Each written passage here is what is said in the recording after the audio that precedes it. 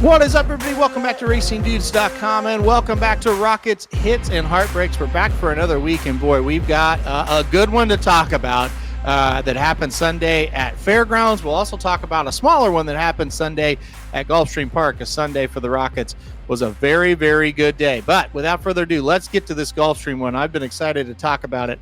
I'm going to put the results up on the screen now, and we're going to go through this Gulfstream late pick 5 on Sunday. And boy, this was a good one. This is one of the better ones we've hit here in the last couple of months. So I put the ticket up here now. Sunday late pick 5 at Gulfstream Park, and like I said, $96 ticket, very similar to what we do with the Rockets. You know, we always try to keep the ticket under $100, and when I say try, we do keep the ticket under $100. You will not see a pick 5 ticket played for over $100. So you just kind of look at the structure here, and you can tell I don't have a single, so I didn't feel strongly about a horse in this sequence. And I kind of learned over the years to never force a single, because that's when you can kind of get yourself in trouble. When I don't see a single in the sequence, I just say, okay, well, you know, your stronger opinions are going to have to be right 3 out of these 5 races. When you go 2 and 3 deep in 3 out of the 5 races, you know, you don't leave yourself a lot of room here. So that's just kind of what you have to accept when you don't see a single. Now, the horse that I thought about singling did win. We'll get to that in a second. But race 5 is where this thing started off. We went 5, 7, 9, 10 to start this thing. And you see, no sweat here. The 10 wins the race. A really good payout of $13.80 to get us going.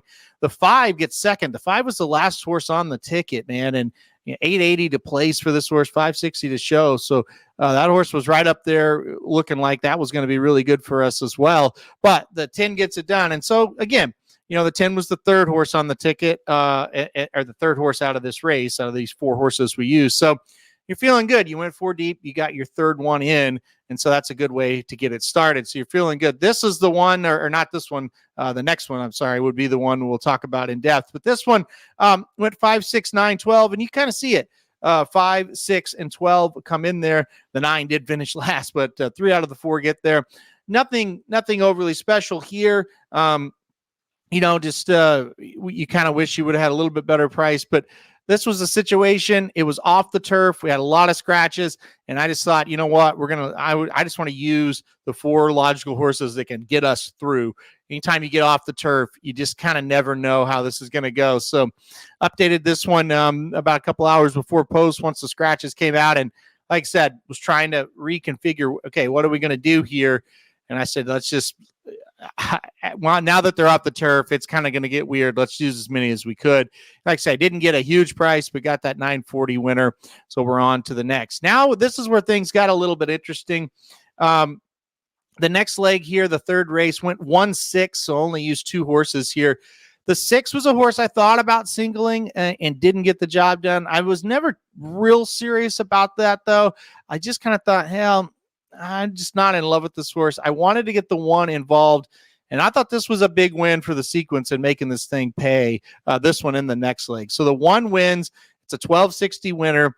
So that's great if you're playing, you know, the mutuals and with the win, but it's going to help you pay a lot more because you beat a favorite here. And so now you're 3 out of 3, and you've beaten 3 favorites. Now, one of them was a $940 payout, so that wasn't great, but still you're beating favorites. So you've beaten 3 straight favorites. Feeling pretty good. This was obviously the second of the 2 horses we used here on the ticket. So anyway, we're 3 deep by 2 deep heading into this, and we know we're sitting on a pretty good one. And then this is kind of where, you know, things really worked out in our favor. Our longest price horse that we used out of the 3 here in the 4th leg gets it done.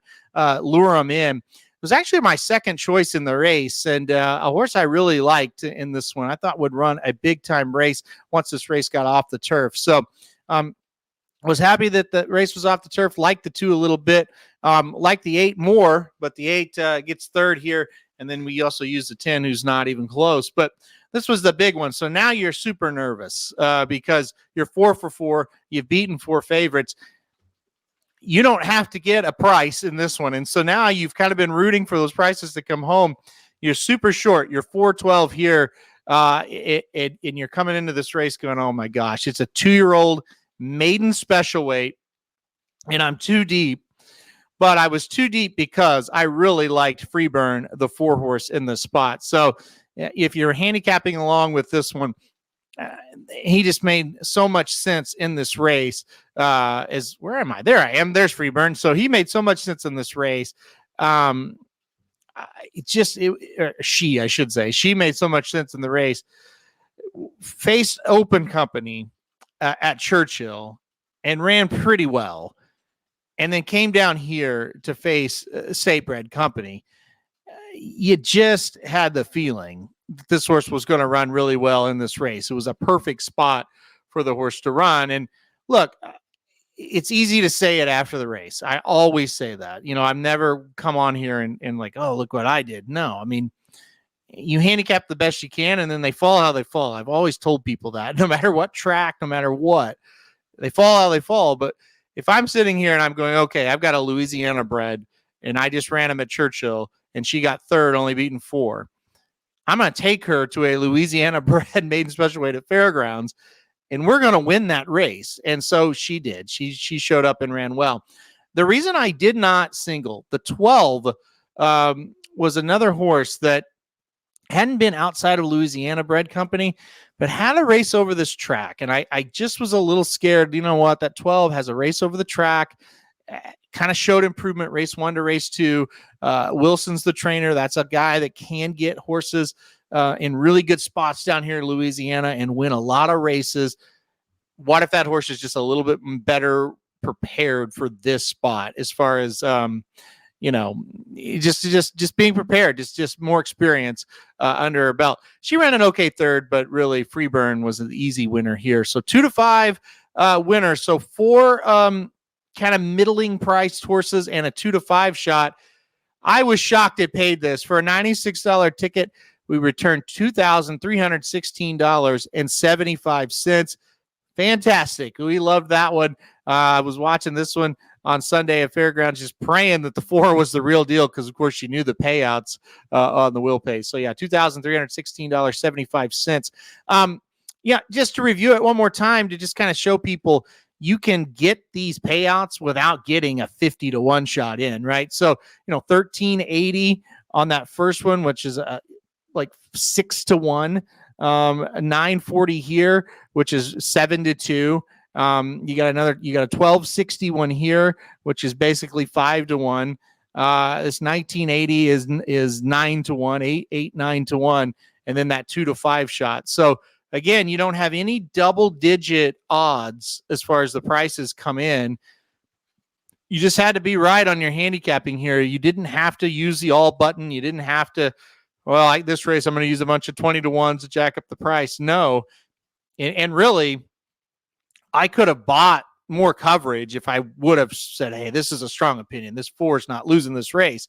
And if it wasn't a 2-year-old, I may have done it, and then you could have even had more coverage. But again, you got to be right on your handicapping. You got to be right on your structure. That's the 2 things we talk about. If I would have went shorter in the first 2 legs here, even though I had those horses that won in my top 4s, I couldn't have got there, right? So that shows you, okay, here's my top 4 horses. That's fine. I got to know, and you don't know, that's a wrong phrase. You gotta get lucky enough to be like, okay, here are my stronger ones. Here's the ones where I'm a little bit scared of. Now, hopefully that comes in how I see it. So that's basically the story of this ticket. And when you don't have a single, your structure's got to be really, really spot on. And listen, I'm talking about 1 ticket, right? So that shows you there's 6, 7, 8 tickets at Fairgrounds where the structure was not right. And that's why we're not talking about them. So I'm not sitting here saying it's easy or I do it all the time, but you see the payout. If you play a $96 ticket and it pays $2,316.75, you can afford where you weren't right. And that's the beauty of the pick 5. So a really nice pick 5 there at Fairgrounds on Sunday. Let's go to Gulfstream for one that was not nearly as lucrative, but still I wanted to talk about it because I wanted to show you kind of the difference in the structures of these tickets. So this one had a single $96 ticket, but we did single a horse in the 3rd leg, which actually was my best bet of the whole day, not just Gulfstream, but anywhere. If you watch the Dudes Who Bet Daily show, you saw that. So anyway, so this one, you can afford, you could kind of see it, right? as long as you're just sort of right in 4 of the 5 races, you got a great shot as long as you are definitely right in that single. So it shows you that kind of that coverage where we only had, 2 legs where we used 4 horses in that one at Fairgrounds that paid 2,300. Where here we've got 3 legs where we've used 4 horses. So that's kind of that difference between it. And again, at Fairgrounds, I didn't force a single. It would have worked out in that case if I would have. But a lot of times when you really force one, and you say, there's one horse that maybe could beat this one, but I'm going to single this, that one other horse will win and knock you out of stuff. So, again, here we just went 4 deep to kick it off. Really, 6, the 2, the 10, they all came in there. So, not only do you get through this leg without much trouble, we had the try there if you box those 4 horses. So that's not what we're talking about, but still we were spot on with the handicapping, and we got a break that we were spot on, and the bigger of the prices came in and won. So all of a sudden you're feeling pretty darn good right off the bat. This one was one, I'm super pissed at myself, even though I hit this one, just to be honest. The 6 growth capital was in this race, and that's just a money burner. And I originally had this as 1-5, and I thought, growth capital is in such a weak spot compared to what that horse has been in. Might get the job done. It was awful again. I was really dumb for adding this horse, so cost myself money. But anyway, got it home here. Growth capital was the favorite, so the 5 winning, but it was kind of a slight favorite. So 5 was the second choice in the race. It is what it is. Not that great of a payout, but not horrible. You get to the next one, and that was the single, and really surprised this horse paid $4 to win. It was a really short field, and I kind of thought this horse would maybe drop down to 3 to 5 after the scratches, but got it done. So you're 3 for 3, the singles home.